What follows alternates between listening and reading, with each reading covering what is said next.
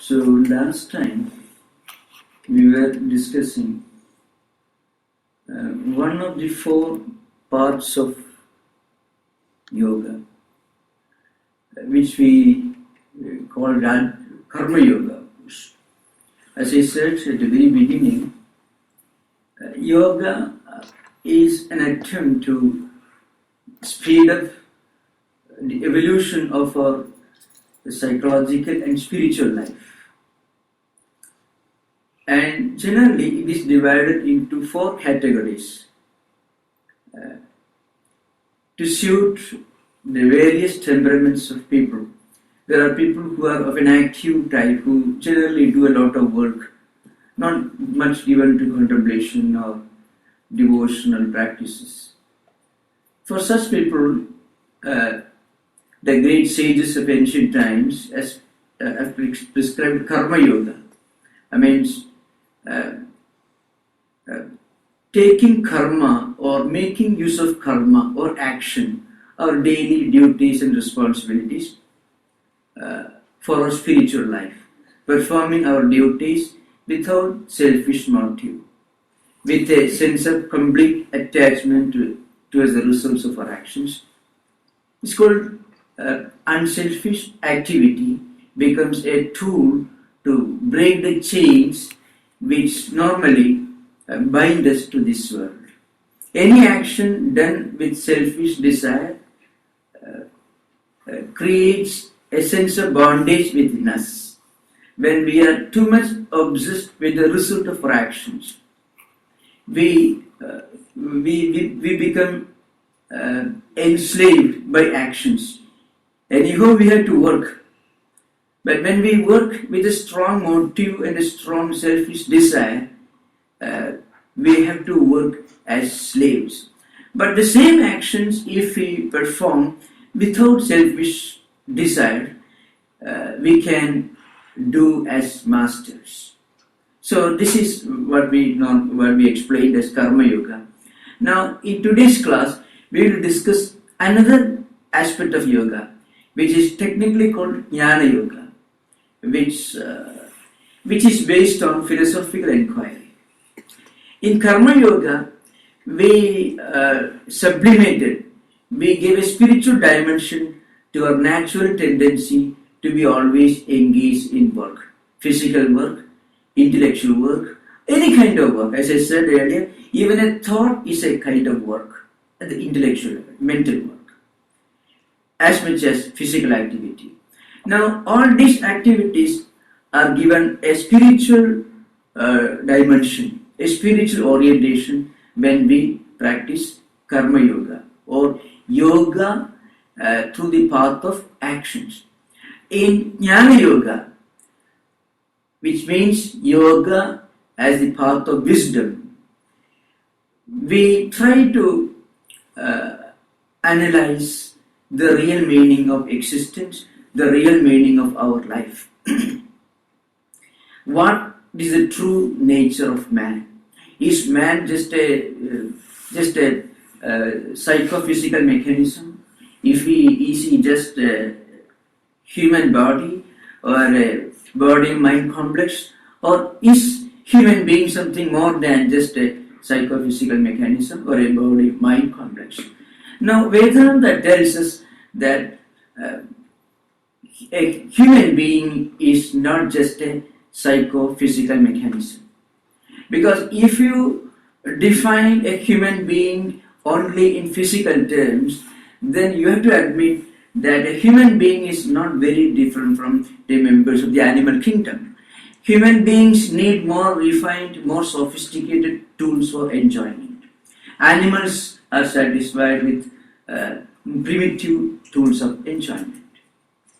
Again, advanced or highly evolved human beings may look for more organized way of enjoying this world. But animals don't have that kind of equipment. Otherwise, there is not much distinction between the members of the animal kingdom and human beings if you define a human being just as a physical mechanism. Now, But you know very well, if in fact any student of human civilization or history can easily understand that man is something much more than this body, this psychophysical mechanism.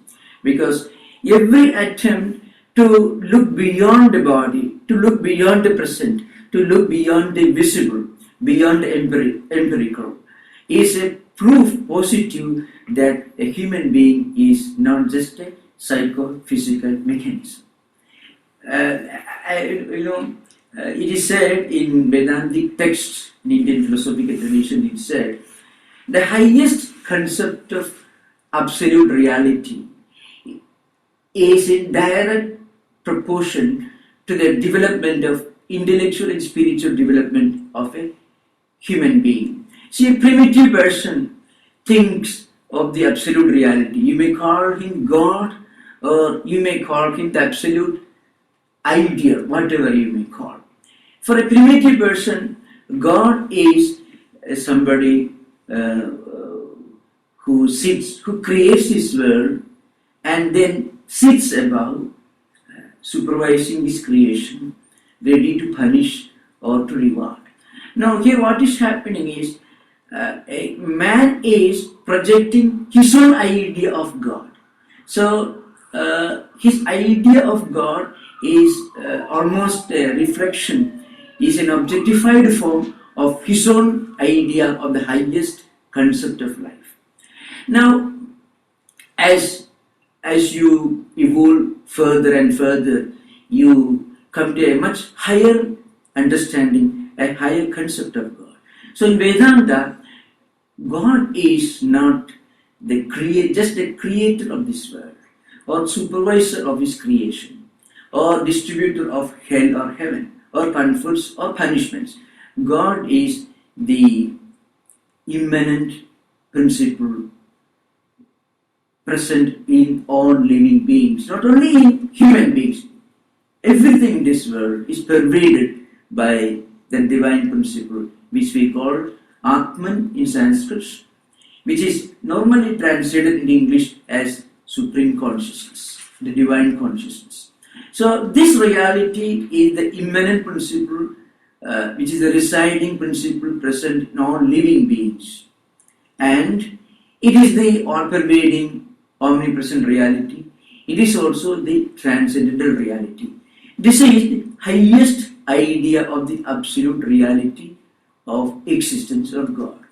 Now, when we turn this inquiry inward, we always feel that the present state of life is imperfect.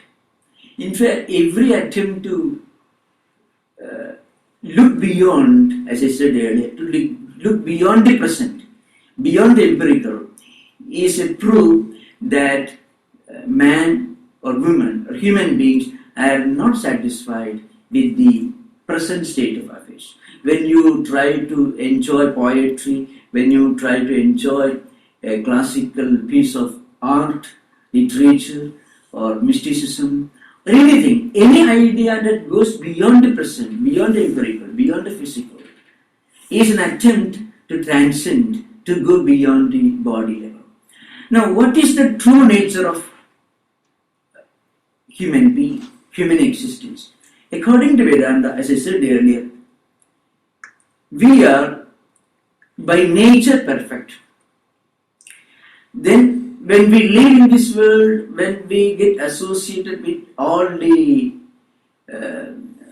empirical experiences, we hypnotize ourselves into the belief that we are part of this world. We are suffering, we are enjoying, we are conditioned, we are affected, we are influenced by what happens around us. Then the real purpose of spirituality is to dehypnotize, to remove, to decondition. Now we are already conditioned by the external circumstances. So when we live in this world, when we become part of the worldly phenomena, when we identify ourselves with what goes around us, we feel, well, I am suffering, I am enjoying, I am now happy, I am unhappy, and so on. But when we decondition ourselves, dehypnotize, when we break this link which connects us to the empirical external world, then we realize that we are beyond all this. So in Buddhism, this is sometimes called that highest level of nirvana, the highest level of liberation, the highest level of enlightenment. In Vedanta, this is called the realization of our own true real nature. And this is actually the purpose of human being. So when we turn the search inward, then we realize what we are. When we turn the search outward, then nature reveals its secrets. But when we turn this inquiry inward, then we understand our own true nature. So this search for the transcendental, search for the true nature of life and existence constitutes the central theme of JNANA Yoga. Jnana itself means wisdom. Wisdom stands for spiritual wisdom, which enables us to understand our true reality, our true nature. We are not this body. We are not just this mind or psychophysical mechanism. We are something beyond all this. We are the supreme consciousness for which this body, mind, intellect only constitute different media through which that reality expresses. I shall try to explain this in the light of a dialogue from one of the most ancient Vedantic textbooks. It comes in a famous book. It's called Upanishad, Taittiriya Upanishad, one of the Upanishad. It is in the form of a dialogue between a son and his father. The story goes like this. See, one day a boy approached his father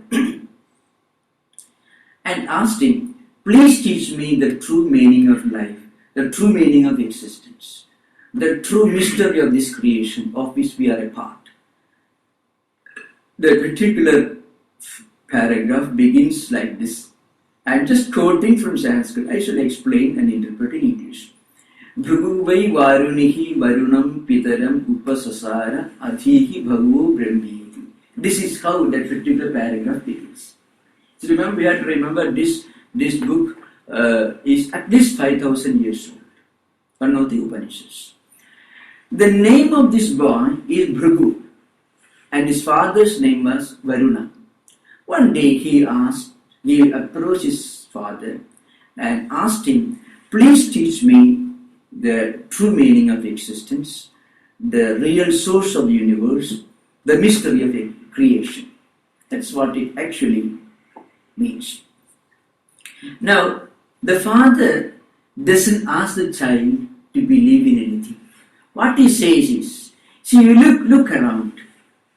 Look around and see this natural phenomena, mountains, rivers, valleys, oceans, and so on. Where do they come from? Who sustains them? Who maintains them? And just imagine what would happen to them in future. This is how the father begins his reply. Annam pranam chakshusotram mano vachamiti yatova imani bhudani jayante yena jatani jivanti yet prayanti abhisamvisanti. I'm quoting this verse because in case any of you haven't read Taittiriya Upanishad, you understand this. See, the meaning is this. Just think, try to understand the original source from which all these natural phenomena emerge, and the mystery which sustains them, and also just try to understand what happens to them in future, where they are going, where they are coming from, and where they are existing. This is the question. Now, And then the father tells him that instruction is given. How should you go about your investigation? How should you begin your inquiry or investigation? The meaning is given, tapasam brahma vijignasasva. Meaning is this, you try to meditate on the meaning of this natural phenomena and try to realize this. Now remember, the father is not giving a long talk. He is not teaching him any book. He asked the son to meditate. Means turn the inquiry inward. Swami Vivekananda, who is the founder of the organization of which this retreat center is a part, once said, when a scientist turns his inquiry towards the external world, nature reveals its secrets. So when a Newton investigated into the true mystery of the external nature, then he discovered the theory of gravitation. So also Einstein, all the great scientists were also sages. In fact, all genuine scientists are seekers of truth. The only point is they are inquiring, they are turning the inquiry towards the external nature. They are trying to investigate into the external nature of the mystery. A saint or a sage in ancient times were also scientists, but they turned their inquiry towards themselves, into the internal nature of existence. So this father told this boy,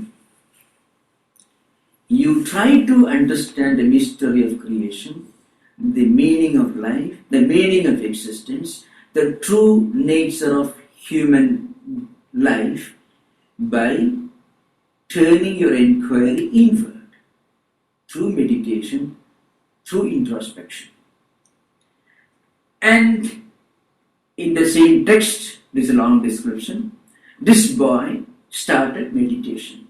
After several weeks, he felt, well, this world as we find, the world which we live in, which we experience, or we are a part, is all that exists. There is nothing beyond. That's what this boy felt. And he went to his father, I have discovered the meaning of life. See, all these are true, nothing beyond this. This is sometimes called pantheism in Western philosophical tradition, in which you equate the ultimate reality with nature. God is equated to nature. It's a kind of primitive concept, no more accepted, of course. Now, that was the first stage of the evolution, spiritual evolution of this process of meditation. And then he went to his father, I have discovered the truth, this world, natural phenomena, are all that exists, there is nothing beyond this. Then the father said, well, you are wrong, you continue your investigation, you continue your inquiry, means you continue your meditation. He didn't make use of any books, mind you. He didn't listen to a series of instructions. He just meditated. In fact, this part of the ancient text reveals the path of inquiry, the real process of JNANA Yoga that we are discussing. And then this boy continued his investigation, he continued his meditation. At the second stage, after several months of meditation, he thought he has now discovered the truth. He said, vital energy is the source of creation. Energy is what maintains this world. So, energy remains same according to the principle of conservation of energy. Energy remains same. Energy takes different forms. So, from matter, which in Sanskrit sometimes called annam, this little boy, through his process of meditation, reached the second stage of spiritual evolution. He thought there is something beyond matter, beyond something much more subtle than matter, and that is energy. So he said energy is the source of creation. Energy is the sustaining principle behind existence. Then Father said, no, you are wrong. You continue your investigation. And then at the third stage, this little boy thought mind is the source of everything in this world. And this is sometimes very logical. Even in the 18th century or later, according to the philosophy of subjective idealism of Berkeley, and also in the ancient Buddhist philosophy called Vijnanavada, there was a school of subjective idealism in ancient India during the period of Buddhist philosophical movement. According to the Mahayana Buddhism, there is a distinct school of thought. They also believe that everything is mind. World exists only so long as your mind is aware of the existence of the world. External objects have no independent existence, no status of independent existence apart from mind. So everything exists in mind. That was the belief of the ancient subjective idealists who flourished in the second and third century AD, and also even according to Berkeley of modern times. Then also this father was not satisfied. He asked the boy, you are wrong, you should continue your inquiry. At the fourth stage, this boy thought, now he has reached the supreme goal of his inquiry. He thought, intellect is the source of creation. Everything is created by intellect.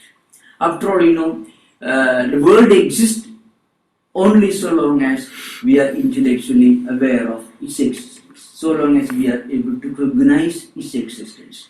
The moment we forget about the existence of something, it is as good as non-existent, so far as we are concerned.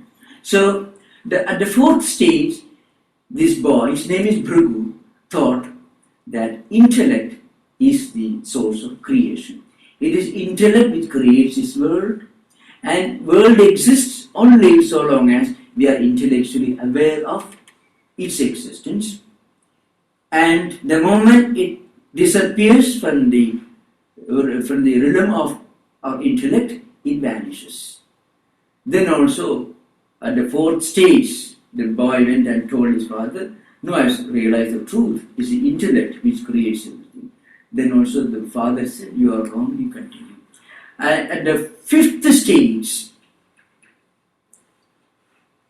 the boy discovered the truth, but he came to his father and he did not say anything.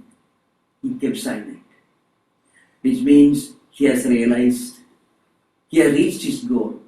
Then he realized it is Atman or Supreme Consciousness, the immanent, the omnipresent, the transcendental reality, which is the source of existence. And it can never be explained, it can never be described, it can never be defined. It is beyond words, beyond definition, beyond description.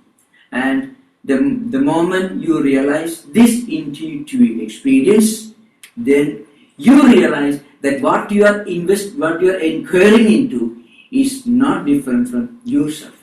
The investigator realizes that the object of his investigation is non-distinct and non-different from the investigator himself.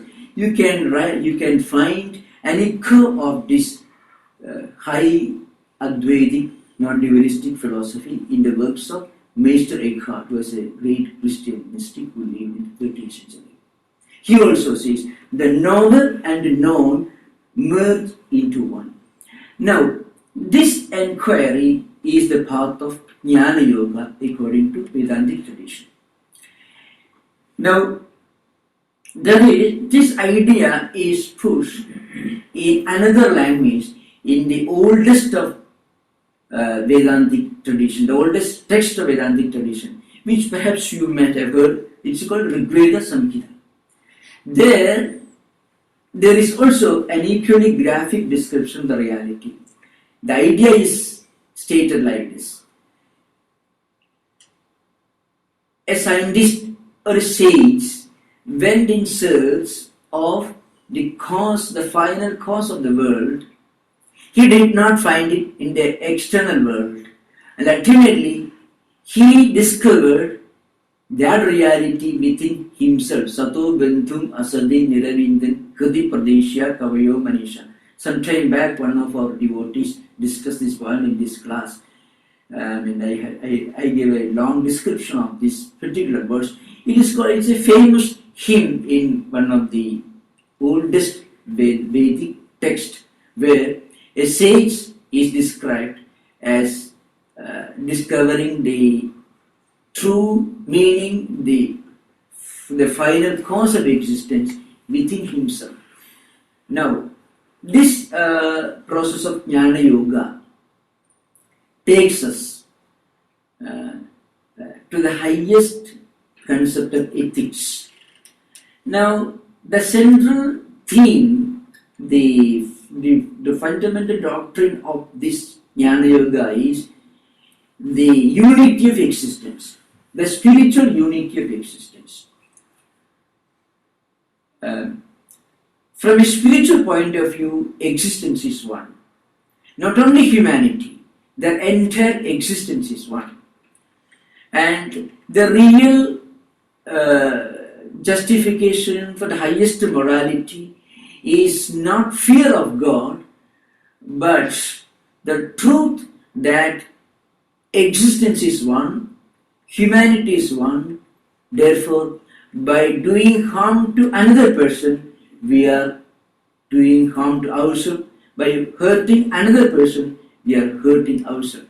So, though from one point of view, it is the highest metaphysics, but from another point of view, it also assumes the role of the highest ethical philosophy. Because the foundation of the ethical philosophy is the universalism of the principle, which teaches us that entire existence, entire human family is one spiritual entity. Means the infinite oneness of the soul, of the reality, is the ultimate sanction of the highest morality. This is from the philosophical point of view, from metaphysical point of view. Now, how does it relate to our human life? This is the other aspect of Jnana Yoga. On the one hand, we have the highest idealism.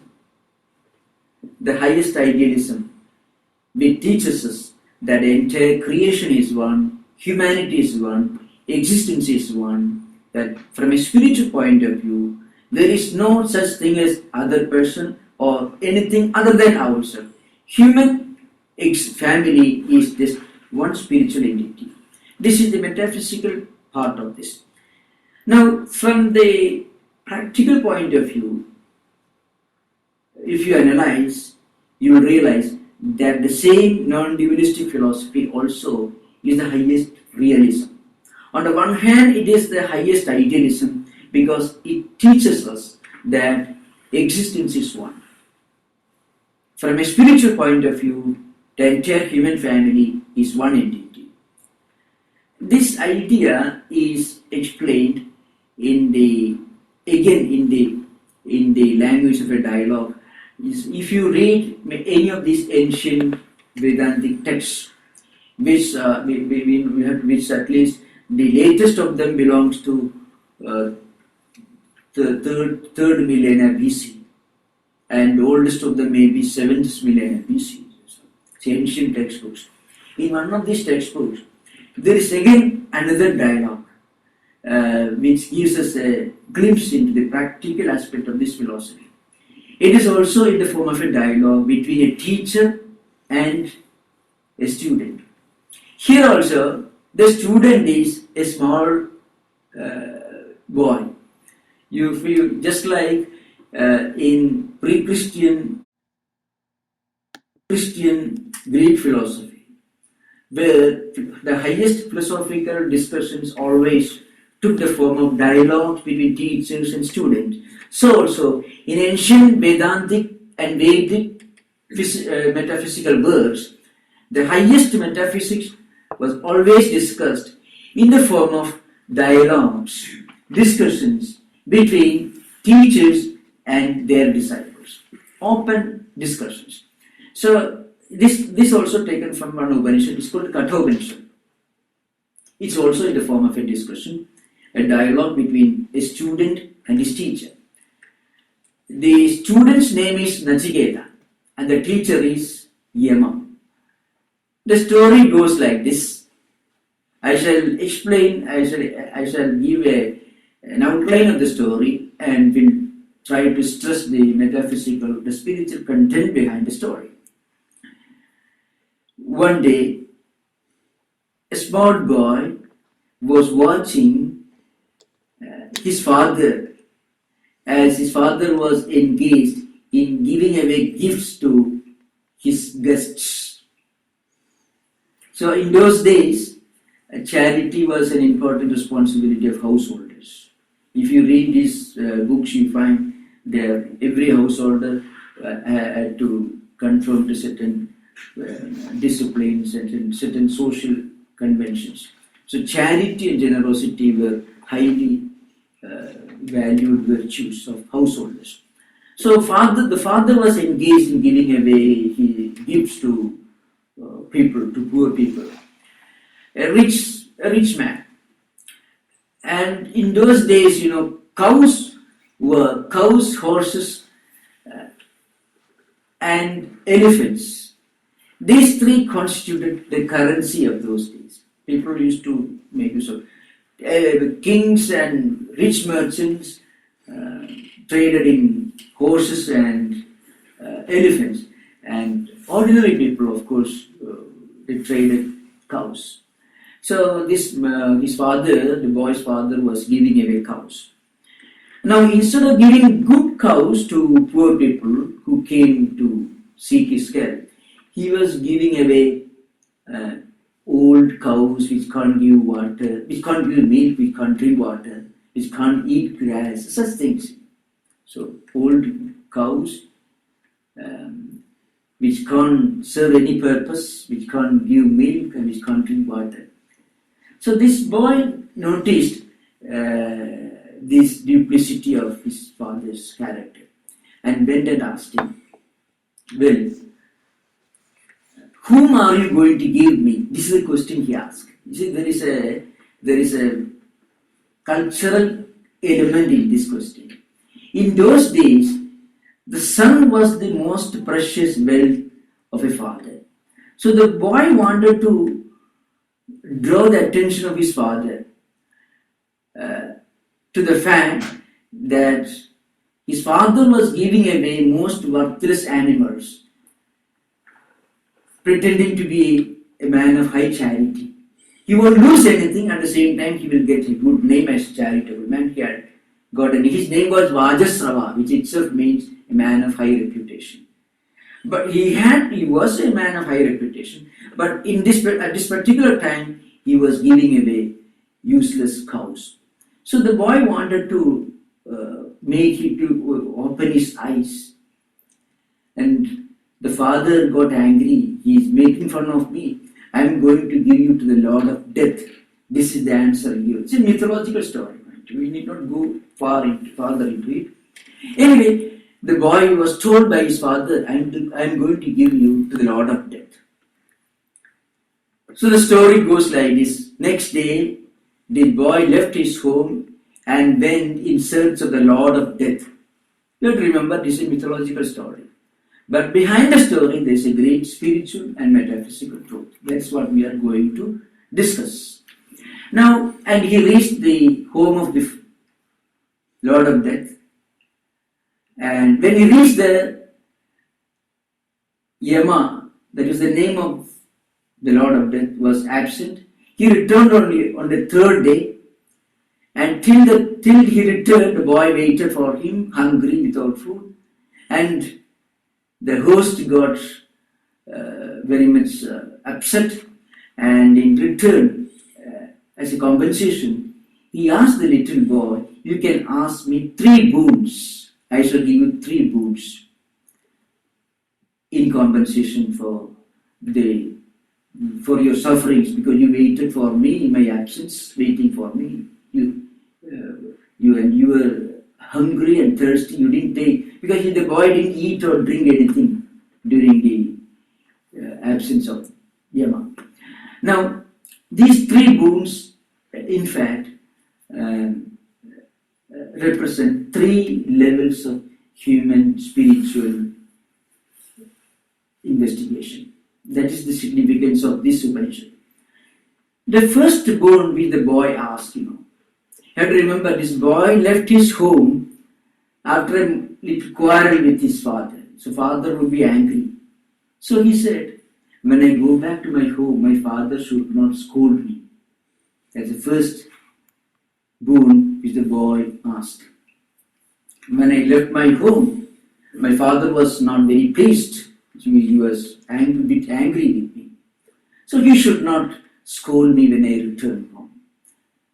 Now, in fact, this is what every person will look for in his or her material life. First, we want that our material life should be perfect, happy and contented.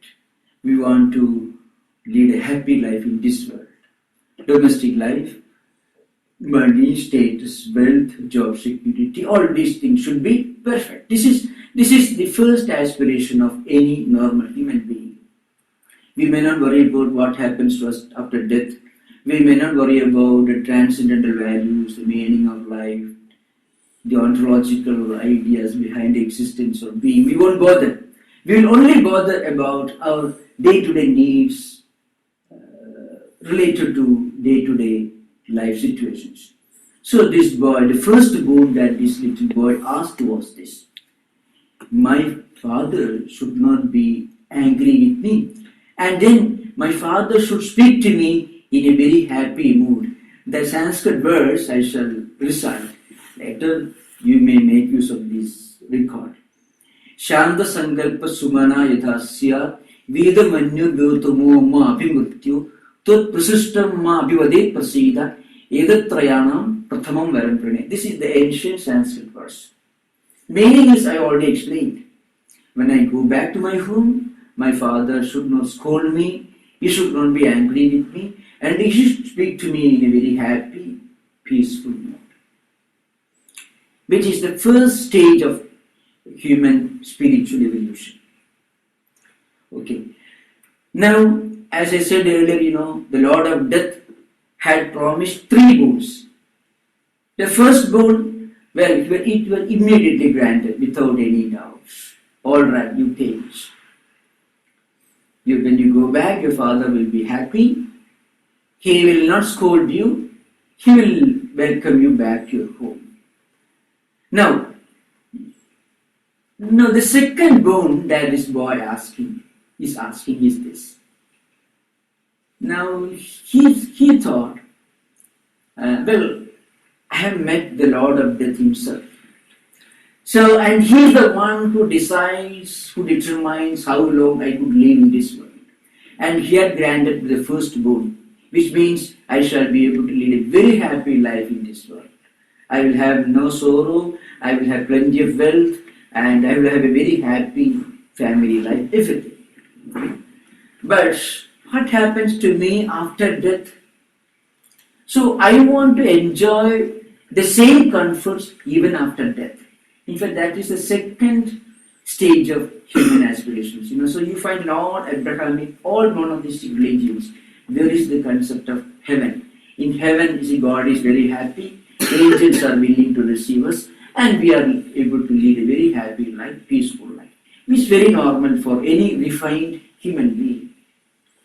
So the second boon which the boy is asking for is this: I should be able to enjoy long life in heaven. That's the second boon. We can very easily understand. This is the second stage of human evolution. In all ancient civilizations, in Hindu, Christian, Buddhist, Hebrew, in the ancient Greek, Roman, Egyptian, Babylonian, Assyrian, Aztec, Mayan, Indian, all civilizations you find this higher concept of existence. After death, we must have a very happy, we must have a continuation of the same happiness that we enjoy in this world. But then, of course, the second goal is explained in another verse. Sattum agyam surgam adhyeshu mrityu prabhuhidam saddadhanaya mahyam saddadhana abrutam bhajanda edat prayanam dvitiyam varam prane. The meaning of the verse is this. Surgam means I want you to teach me that science which helps me to go to heaven. I want you to instruct me that sort of religious rituals which will help me, which will make me fit for going to heaven after death. This is the second point. But Nachiketa, this little boy, doesn't stop there. Because if you go deeper, if you contemplate a little deeper, you understand heaven is nothing but an extension of worldly pleasures. What you enjoy in this world, you can enjoy in heaven without any expenditure, without any trouble, any difficulty. So what is heaven? Heaven is actually an extension of worldly aspirations. Of course, that aspiration comes only to a refined, educated, evolved human being. Not necessarily highly evolved in a spiritual sense, but a person who thinks beyond the empirical, the phenomenal world, who thinks there is something beyond sensory pleasures that we can have in this world. Only such a person can think of a transcendental existence, though it is only for enjoying pleasures, because heaven is nothing but an extension of worldly pleasures. So Nachiketa, this boy doesn't stop there. You have to remember, these ancient texts are trying to explain the highest metaphysics in the medium of a dialogue between a student and his teacher. That's what you have to remember. There's a lot of mythology behind this. See, a boy going to the Lord of Death is absolutely a mythological concept. But then, these three boons which Nachiketa asks for represent three levels of human spiritual aspiration. That's what we are concerned with. So first, he wanted that all his worldly comforts should be satisfied. And was given. Then he thought of what happens to him after death. So in this world, the Lord of Death has given me all pleasures, promised me all pleasures.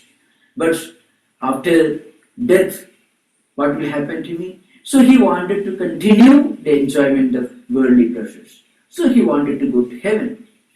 But immediately he recognized one truth. Even heaven is not eternal. If you do a lot of good meritorious deeds, you can go to heaven, you can enjoy.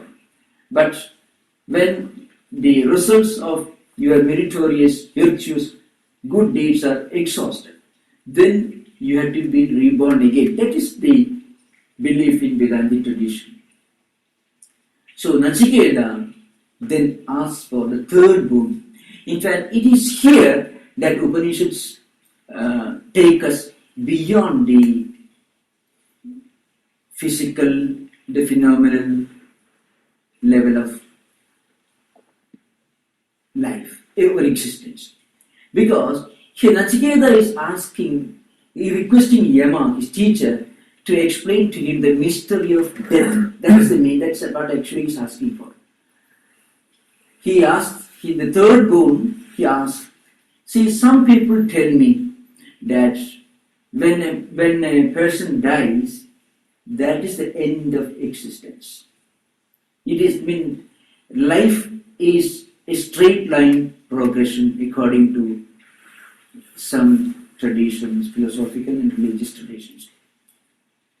And according to some other traditions, of course, life continues, but then it is a continuation of this straight line progression. In heaven it continues. And according to some other people, it doesn't stop there. This life is not the end of the journey of existence. This life is only a semicolon, not a full stop. So, existence was explained in terms of a cycle in Vedantic tradition. You live in this world and you do good deeds and bad deeds, and according to your karma or your deeds, your actions, you are reborn, and they can continue enjoy the results of your actions. And in this manner, the cyclic existence continues. Till we realize that we are something beyond this body, we are the Supreme Consciousness, the cyclic rotation continues. There is only one way to get out of this wheel. And what is that? What is that method? According to Buddha, he called it Nirvana. According to Vedantic tradition, we call it the realization of the truth that we are Atman, that we are the Supreme Consciousness, the Supreme Existence and Supreme Bliss. This is the Vedantic dictum. Now, Nachiketa, this boy, wanted to know the mystery of death. But actually, if you go deeper, you understand the mystery of death is the same as the mystery of life. Because life is nothing but a preparation for death. And how we live decides how we die. So, when Nachiketa's boon, it is contained in one verse, Eyam preti vichikitsa manushe asti tege nayam asti jayge edad vidya manusishta stoyakam varana esha varastrudya. This is the third boon which he is asking. I have already explained the meaning. He says, according to some people, this life is the end of the journey. When we die, existence comes to an end, so far as we are concerned. According to some other people, no, it continues in heaven.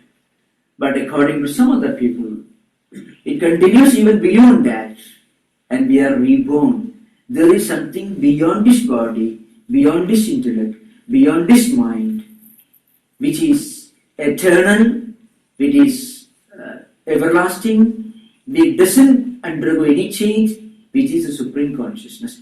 Please teach me this mystery of death. This is the third boon which Nachiketa is asking for. In reply to this request, in response to this request, the teacher explains to him the highest JNANA Yoga or the highest spiritual wisdom. The teacher tells him, this existence is not one. Your true nature is something beyond this body, beyond this intellect, beyond this mind and thoughts and everything. It is something eternal. It is Atman. And this Atman, as the indweller, is present in non-living beings. It is an immanent principle. And it is also the source, the sustaining principle, and the point of dissolution of the entire existence. It is present in the minutest of the minute. It is also present in the grandest of the grand. So, in fact, the literal translation of one verse in this Upanishad comes very close to modern physics. The meaning of this verse is this: Anoraniyan Makutu Mahiyan Atma Sijintoku Nikitam Guhayan. The literal translation is, this Atman this transcendental principle, this immanent, omnipresent principle, is present in the minutest of the minute. Anu actually means atom. The literal translation, it is present in the minutest atom, and also it is present in the grandest, the largest thing that you can conceive of. It is the one reality which is existence absolute, knowledge absolute, and bliss absolute. It is the only everlasting reality which is unchanging. Everything else undergoes changes. This is the true nature of human being. I shall continue the same discussion in next class. Today we are already come to the end of the lecture, and now we can have an interaction, discussion. I shall continue the same subject in the next class. So you can, whatever discuss subjects you want to discuss. I have a question. When we use the word knowledge, most people understand it as the worldly knowledge, knowledge of books or whatever we taught or studied and all. And that has nothing to do with the jnana implied in the jnana yoga. Yes. That should be made very clear, because otherwise, people think that reading more and more. Yes. And the jnana yoga is the process of undoing or unlearning whatever we have learned. It has to be, just annihilated. So that jnana has to be taken in the right meaning. Yes. It is a problem of translation, a problem of language. In fact, it's an accepted principle among all philosophers and thinkers that language can never be an adequate tool for expressing the highest philosophical ideas. That's one problem. So, see, jnanam is a term used in Sanskrit.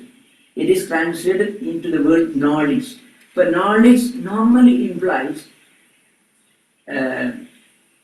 objectification of an object by mind. When you know something, that object which you know becomes the object of mind. That's what we normally understand knowledge. But here, it is an intuitive inner experience which we cannot normally equate with knowledge. See, I know about this means I know this is a book. This book becomes objectified by my mind. Mind is subject and this becomes an object. Here in Vedanta, it is an intuitive experience. But then, as I said, language can never be an adequate tool for expressing the highest philosophical ideas, which are based on experience. Experience can never be explained. Experience can only be experienced. So that's one problem. This problem always exists. So in most translations you can find this problem. Knowledge is the term used. So very often they use capital letter K. But that won't be always enough in translations. Because experience can never be objectified by mind or intellect. So this idea. So in Vedanta, jnana means in inner experience, intuitive experience, what we call mystical experience normally. The highest transcendental experience. An experience which immediately gives you the feeling when there is nothing beyond this that I should see. That's the experience. Swamiji, you, at the beginning of your talk, you had a very profound quotation, and I wasn't able to get it all down, about the direct proportion, the highest. You had a quotation about the highest probably form of spirituality with a direct proportion to the highest. A quotation? Mm-hmm. Or you spoke, it sounded sort of like a quotation or something. Oh yes, yes. You find it comes in the Kathopanishad. if you have got a textbook, you can, if you write down the first word, then you can get from the index. Yam, that's how it begins. Means that's a boon which Nachiketas, the boy asked of his teacher, where he requests his teacher to explain to him the mystery of death. What lies beyond life? What happens after death? This body perishes. If you are just this body, if you are nothing more than this body, then life is one. Existence is one. But if you are something beyond this body, then something continues to exist even when the body perishes. Body perishes when we die. But if you are something beyond this body, then something continues to exist even after death. What is that reality? That's what he's asking for. Okay. Yes. And how about, do you remember, do you know what I'm talking about? It was something like the something in direct proportion to. Does anybody know what I'm talking about? No. I can't quote it, but I know You it. know what I Yes. said already. I heard. Yes. Thank you very much. Towards the end, of course, there is one quotation I said that comes in the Kathopanishad, where the teacher tells the student that this Atman, this supreme consciousness is the immanent principle in the minutest and also in the grandest, the greatest things. It is all pervading. So the word anoho, aniyan, makato, makiyan, that's how it begins. I don't want to inflict too many Sanskrit verses in a discussion like this. So it will be kind of a diversion. So, but if you ask, we can find in the verse is anoho, aniyan, makato, makiyan. This is how it is. In which Upanishad is it? Kathopanishad we find. Of the Kathopanishad. If you just write down A, N, O, this will do. Then from this, from index, there are books with transliterations of all the verses in Roman script. So you can very easily get it. Because I wanted to draw your attention to this verse because it is something very interesting. The ancient Vedic text tells us that this reality is present in the atom. The word atom, in fact, anu means atom. That's the term used. Atom, of course, you can go even beyond minutest of the minute. So minutest of the minute, that's meaning. This reality is present in the minutest of the minute and also in the largest of the large. It is the highest metaphysical principle. So through our actions, our deeds, and our spiritual efforts, we manifest this inner divinity. And that is actually the meaning of yoga. Yoga is nothing but an effort to manifest this inner divinity. It is present in all. See, one central point to remember is, according to Upanishads, God is not one who creates this world and sits apart away from creation. That's one important point you have to remember. God is the immanent principle present in all beings. God is not an extraterrestrial entity. That's one fundamental point in Upanishadic Vedantic philosophy. God is an impersonal, all-pervading, immanent principle which is present everywhere in everything. And by actions, by meditation, by introspection, through good deeds, we can manifest this divinity. And when we become really aware of this immanent divine reality, then we can't do anything wrong. We can never do anything which is bad. We can never think or do, speak anything wrong. That's idea. Otherwise, there's always a problem. If you think of God as an extraterrestrial being, then you have to posit a devil also in parallel to that. If you personalize God, then you have to personalize evil also. So that's Vedanta doesn't accept the theory of devil, it accepts the theory of evil. It accepts the theory of evil. So, I'm sorry, it doesn't accept the theory of evil, it accepts the theory of error. Please, I'm sorry. Vedanta accepts the theory of error, not the theory of evil. We do wrong things because we are not aware of our true nature. So it is the lack of awareness or ignorance that is responsible for anything wrong that we do. It is not the influence of the evil. Vedanta rejects the idea of personalized evil. But isn't some Vedanta dualistic or not? Is it all agnostic? Yes, in fact, some Vedanta, here I am talking about Advaita Vedanta or non-dualistic philosophy of Shankaracharya. And there are many monotheistic concepts in Indian philosophical tradition which accepts personalized evil, hell and heaven and so on. There are innumerable heavens and hells, always burning and inviting you. But not in Advaita Vedanta, not in Shankaracharya's non-dualistic philosophy. And here, focusing on non-dualism is that point I want to stress. If we go to the Puranic stories, other monotheistic concepts of Indian Hindu philosophical traditions, we have got many such ideas of hell and heaven and God creating and punishing such ideas. Here I am focusing on Advaita, what we call non-dualistic school of philosophy. That's all.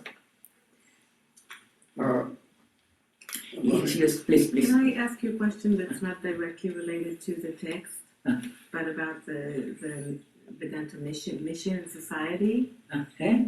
Can I ask you a question that's not directly about the text? Text. Not about the text.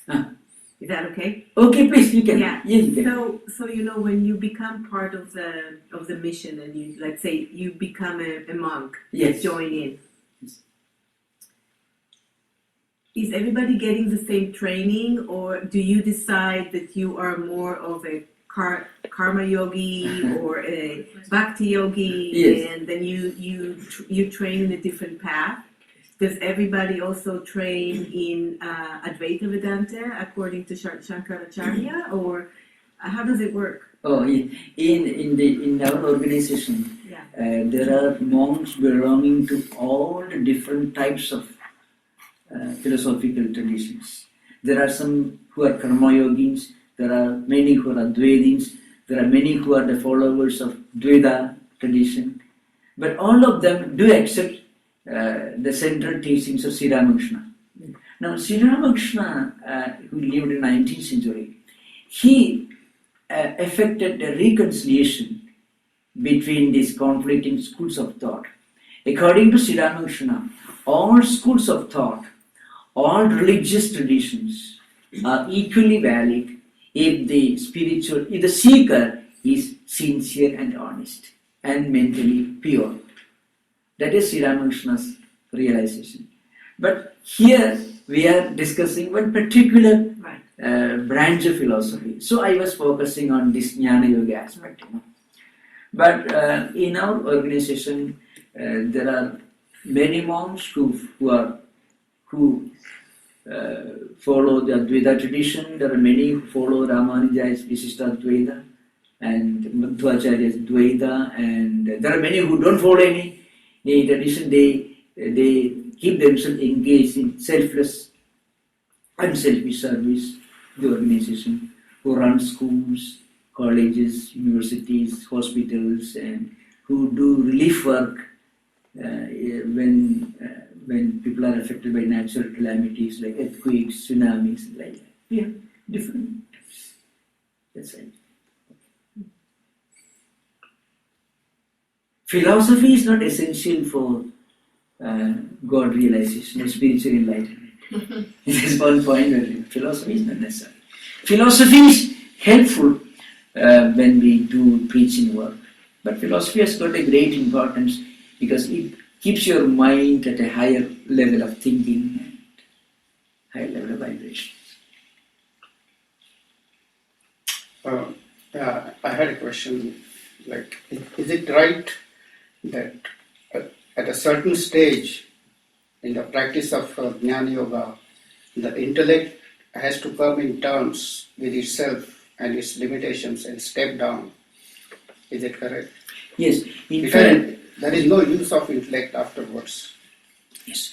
No, even the Upanishads themselves assert that intellect cannot understand the reality. But intellect helps You you. need intellect even to know that in the Yes, beginning. yes, we need intellect. Intellect helps you to remove wrong notions. The example can be given like this, your question will, in fact, indirectly it takes us to another very important aspect of Advaita Vedanta. In Advaita Vedanta, books do not contain the supreme truth. The supreme truth is our inner experience. But books help you to remove wrong notions that we have got. The example is given. Normally, we consider ourselves to be this body, this mind, this body which is suffering, this mind which is angry, happy or unhappy, and so on. We often identify ourselves with all these different entities. We often mistake ourselves to be something other than Atman, the Supreme Consciousness. Now, the example is given here. Suppose there is a dimly lit room where there is not enough light and there is an object lying on the floor. It's actually a piece of rope, but there is not enough light. So one person may mistake that rope for a snake. Another person may mistake that rope for a thin stream of water that is flowing the floor. And a third person may mistake that rope for a crack on the floor. And a fourth one may mistake it for a curved stick, because the shape and the size of the rope causes different wrong notions. Now what happens when you bring light? When you bring light, the darkness is removed. When you get enough light, the darkness is removed. Then you understand it is a piece of rope. Now, in spiritual life, what is the role of books? The role of books is the same as the role of the light. Light doesn't produce rope. Light only removes the darkness. And once darkness is removed, the rope reveals itself. So, the rope is not the product, even the knowledge of the rope is not the product of light. The only effect of light is this. Light removed darkness, which is the obstacle which stood in the way of our understanding that it is a piece of rope. Similarly, when we read these books, when we read these different scriptures, when we make use of intellect, when we discuss, when we engage in debates, and when we follow the teachings of great masters, we are able to remove wrong notions. And once wrong notions are removed, then the right understanding is natural. Once you bring light and once darkness is removed, then you don't require another effort to understand it is a piece of rope. Similarly, when our mind is pure, then the reality manifests within. When the mirror is cleaned of all the dust and filth, then the reflection becomes pure. That's the idea. But before that, we must believe in God, we must pray to God, we must meditate, we must read scriptures. All these are very, very useful. But the realization, the experience is our own. That's the idea behind. Yeah, we talk a lot about the creator, somewhere out in the universe. But I think once we reach a certain level, we should become the creators ourselves by practicing art, by being in nature, Yes. by being less in our mind and our head, but being more in our soul and our spirit. Yeah. And I think the absence of thought is probably a good measure on our path to self-realization. Yes. And I think that's what we try to do. And I think we try with all kinds of substances to achieve this. Yes. And if that doesn't work, usually it does not work because there will be always a relapse and a downfall. But if we do it through creative, positive action, then we can also kind of lose our perception of thinking. We just enjoy, look at the butterfly, look at the flower, maybe stop and smell the flower, you know. And that's how, I think that's also a spiritual experience. Yes. There's an interesting quote, I forgot who made it, but it's because we have a rainy day today. Millions long for immortality, yet don't know what to do with themselves on a rainy afternoon. Yeah, You know? that's true. But in Vedantic philosophy, the ultimate doctrine is there is no creation. Or rather, the creation and creator are the same. But then, this is the last experience. This is not a philosophy. Advaita or non-duality or the ideas contained in these books are not really ideas. They are something related to our inner experience. Now, the point is, at the beginning, we need some belief, some practices. Because when our mind is distracted in all directions by the five senses, when our mind is full of conflicting ideas and confusions, we need a focus. For that, you can adopt a good holy book. You can think of a supreme reality. You can pray to God. Because these activities give you a focus for concentrating your mind, intellect, and the senses. And once you succeed in fully concentrating your mind on a sublime spiritual ideal, then you realize that reality is in fact non-different from yourself.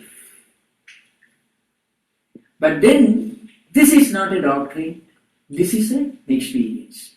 Before that, we need doctrines, we need books, we need rituals. It is good. See, if there's a church or a temple or a place of worship, instead of watching a thriller, we can go to a place of worship and pray. At least that will keep our mind engaged in a more useful and a less distracting activity. Or if you read a holy book belonging to any religion, or even if you read a sublime poetry, it is certainly much more helpful than being engaged in some activities which may increase the distractions or confusions in our mind.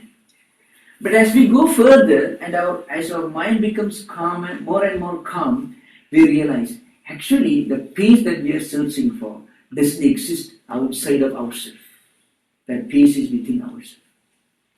At this stage, books and philosophies give way and experience begins.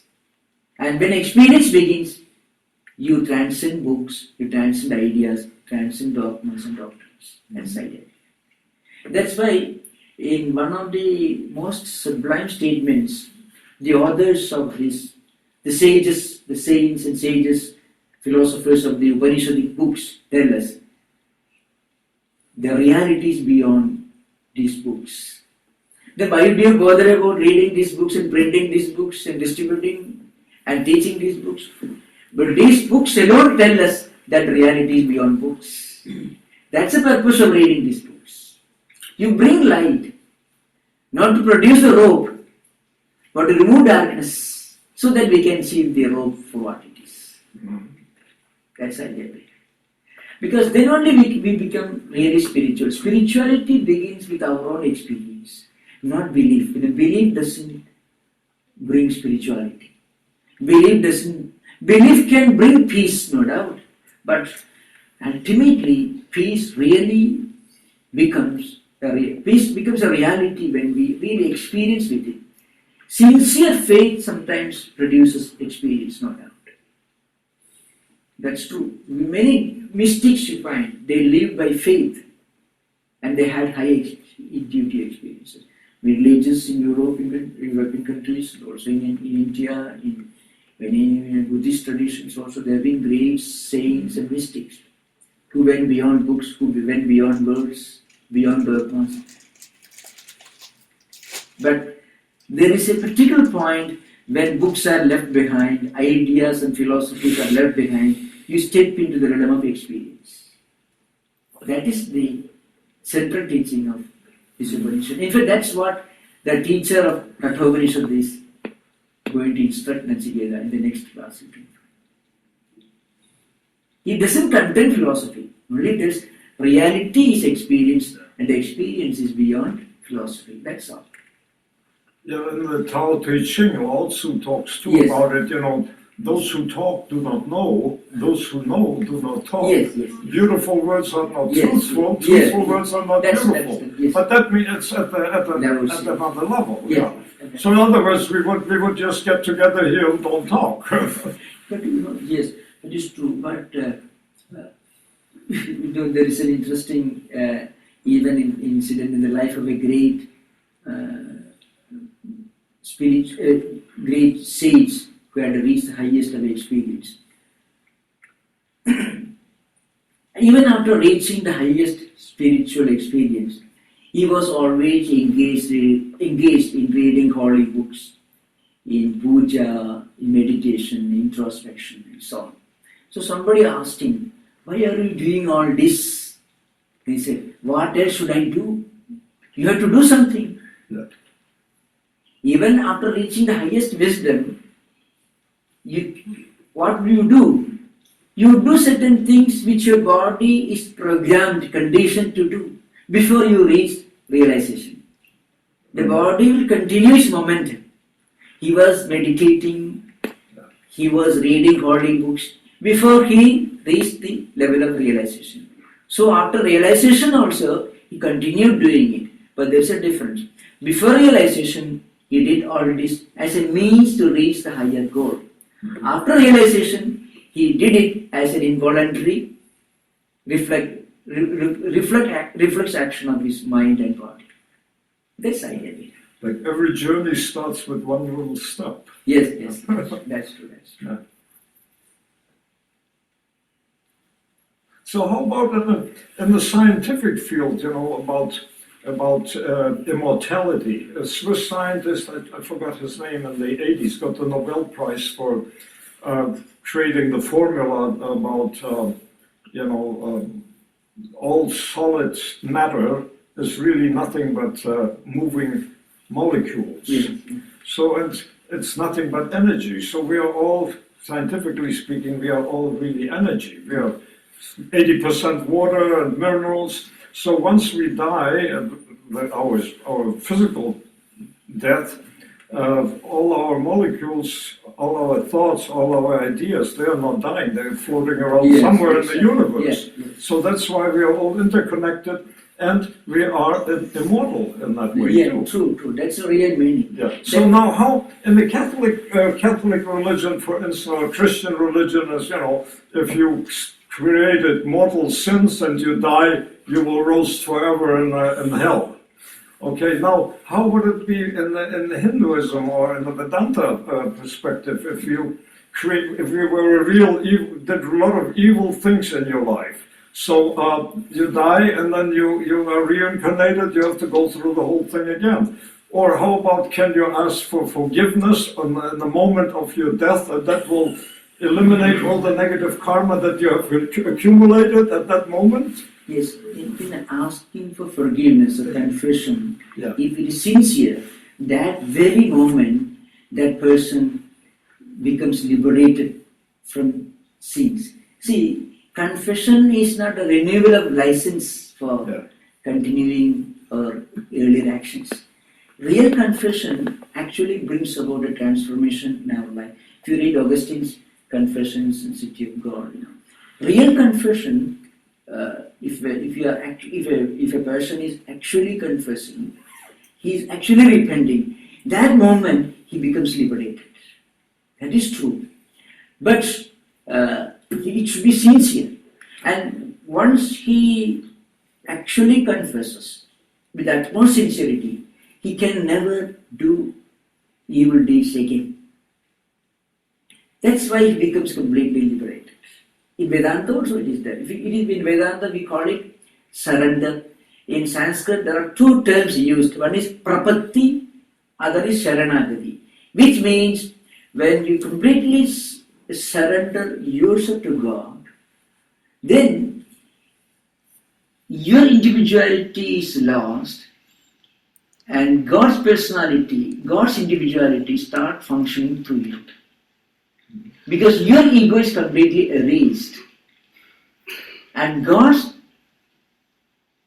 individuality starts functioning through you if the surrender is sincere and complete.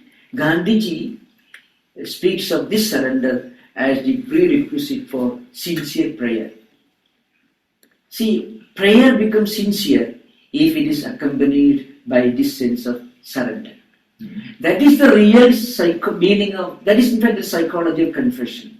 It is not that periodically, mechanically, you undergo a ritual and then continuing from Monday onwards you continue the same kind of life.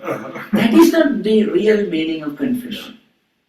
In fact, that kind of real confession did take place in the lives of the great mystics who lived in the Middle Ages in different countries which produced great mystics. Okay, fine. That kind of real, that complete Saint Francis of Assisi, complete transformation took place in his life. He was a rich soldier and businessman's son and all that. There was a complete transformation in his life.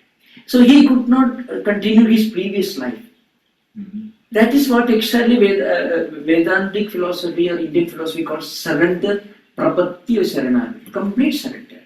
Where your little ego is completely erased and God's will starts functioning through you. But this is possible only if we are completely sincere. It is sometimes compared by modern interpreters. See, if you are writing with a pencil or a pen, and if the pen or pencil has its own individuality and starts functioning by its own individuality, then you won't be able to write properly. The pencil should surrender its will completely to you, then only you can make proper use of the pencil in your hands. So the tool, the instrument should not have its own individuality. See, if we really surrender, then we become instruments in the mighty hands of God. Then confession really becomes meaningful. Otherwise, confession is just a mechanical ritual. It doesn't bring about a transformation in the character of a person if it just is ritual. It's not so. So we'll continue the discussion in the next class. Okay. Quick question. To become, an instrument of the divine, must you take the vow of sannyas? No, not at all. Not at all. Anyone who is sincere and pure-hearted can surrender himself or herself to God. You may belong to any religion, any creed, any denomination, you may be a householder, you may be a mendicant, whatever you may be. Anyone, God's door is open before everyone. There is no reservation, no special consideration. Monks only or householders only, nothing of the kind. But psychologically, there seems to be something that happens when, when you do divest yourself of your material. See, very often the institutional sannyasa and the institutional mendicancy in Christian tradition and institutional the bhikshu tradition in Buddhist religion, all these started. These are there are certain institutions which emerged in later centuries.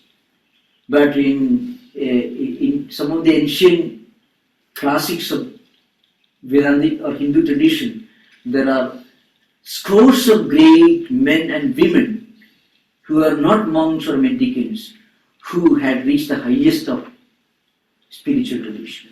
In fact, the greatest teacher of Ordinarily Upanishad, Yajnavalkya.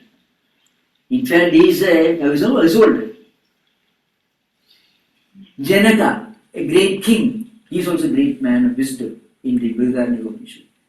So this is sannyasa or mendicancy is not at all emphasized. Spiritual enlightenment, spiritual realization is possible for all. There is no such reservation. The institutional mendicancy or sannyasa were later developments. It for certain other reasons, for facilitating the study of scriptures, for organizing spiritual life and disciplines. These institutions emerged in later centuries. Okay. Om, peace, peace, peace.